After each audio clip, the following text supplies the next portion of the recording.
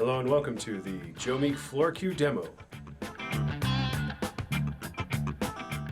Brent Casey here to talk about the latest creation from Joemeek, the floorQ pedal. This pedal is designed to take all the power and the vibe of the Joemeek rack gear and basically put it at the feet of guitarists and bassists. It's Meek for the feet and Joe for the down below. So we're going to take you through some of the functions of it and talk about some of the features of it and what went into the design and play some samples for you. But first, I'm going to need a guitar.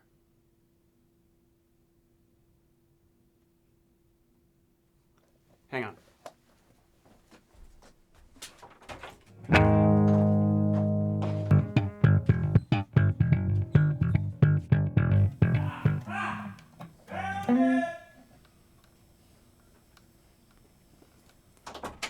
Yeah. Okay. Guitar, plug in, turn on. Obligatory Hendrix riff. All right, first off, a bit about the box itself. It's green. It's very green, like all Joemeek equipment is green. This is no exception. The case on it is very sturdily built, like a guitar pedal should be. It can withstand hundreds of hours of stomping and stage use and transporting it around. And it has a high impedance input buffer on it, so when you plug in your guitar, it's not going to load down your pickups on your guitar or bass or whatever, even acoustic pickups, whatever you choose to use with it. You can plug it in, and that buffer is always there whether the pedal is on or off. So when you switch in the compressor or switch out the compressor, it's not going to change your tone measurably. You're not going to experience that difference. Also, the power supply has been specially designed for the Joemeek line of pedals.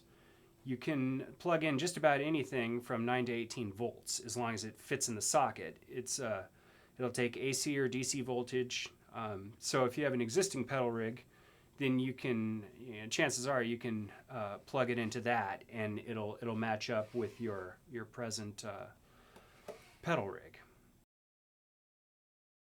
Now we'll go on to the controls. We have across the top on the left the input volume. This is a 0 dB to 20 dB gain stage, and that is always there whether the pedal is on or off. So you can use that as to buffer your guitar pickups. Next to that is the slope control, which is the ratio. At the very left, it's a 1-to-1 ratio, which is basically no compression. And at its highest setting, it's a 10-to-1 ratio. So you can crank it up, and it's almost like a limiter. On the top right is the output gain. And this is what you use to set your overall level. You can match up your input to output gain. It's your makeup gain for the compressor.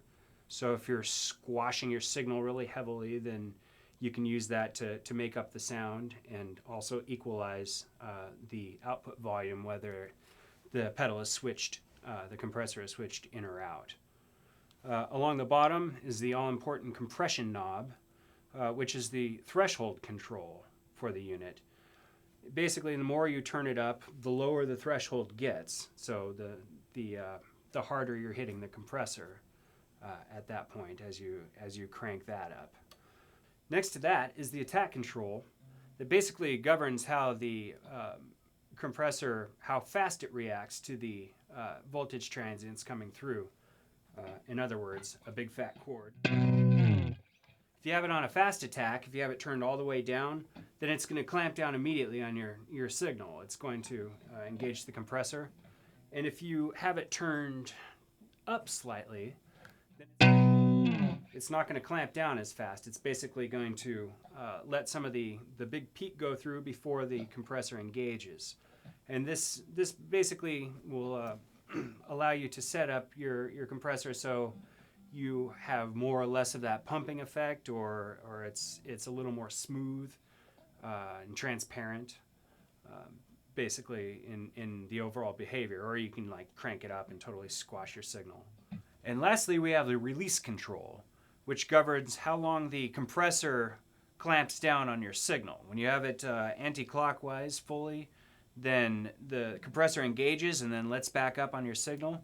If you adjust it counterclockwise, then it's gonna leave the compressor engaged for a longer period, so it holds down on your signal, which gives you that that sustain that compressors are known for.